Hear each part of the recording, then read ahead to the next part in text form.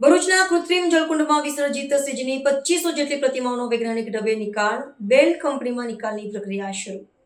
ભરૂચ શહેરમાં નગર સેવા સદન દ્વારા બનાવેલા પણ 3 કૃત્રિમ જળકુંડમાં વિસર્જન કરાયેલ 2500થી વધુ શ્રીજીની પ્રતિમાઓનો વૈજ્ઞાનિક ઢબે નિકાલ કરવાની કામગીરી શરૂ કરવામાં આવી છે.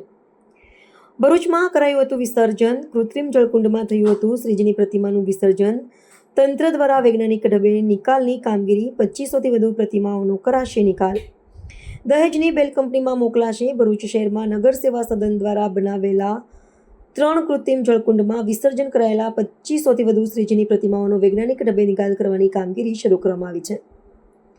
ભરૂચ શહેરમાં વર્ષે ગણેશોત્સવની ઉજવણી ભક્તિભાવ સાથે કરવામાં આવી હતી. 10 દિવસ સુધી ચાલેલા ઉત્સવ પછી વિસર્જનનો તબક્કો શરૂ થતાં નગરપાલિકા દ્વારા ખાસ આયોજન કરવામાં આવ્યું હતું.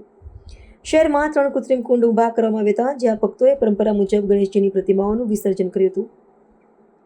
આ કુંડોમાં વિસર્જિત થયેલી તમામ મૂર્તિઓને નગરપાલિકાએ કાળજીપૂર્વક બહાર કાઢી અને પર્યાવરણને નુકસાન ન થાય તે માટે અંકલેશ્વર તથા દહેજ સ્થિત બેલ કંપનીના પ્લાન્ટ ખાતે મોકલવામાં આવી હતી, જ્યાં રાસાયણિક પ્રક્રિયા દ્વારા 2500થી વધુ મૂર્તિઓનો વૈજ્ઞાનિક ઢબે નિકાલ કરવામાં આવશે. અત્રે ઉલ્લેખનીય છે કે આ વર્ષે 30% લોકોએ માટીની પ્રતિમાઓ તો 70% લોકોએ પ્લાસ્ટર ઓફ પેરિસની પ્રતિમાની સ્થાપના કરી હતી. રિપોર્ટર ઓફિસ સૈયદ, ભરૂચ.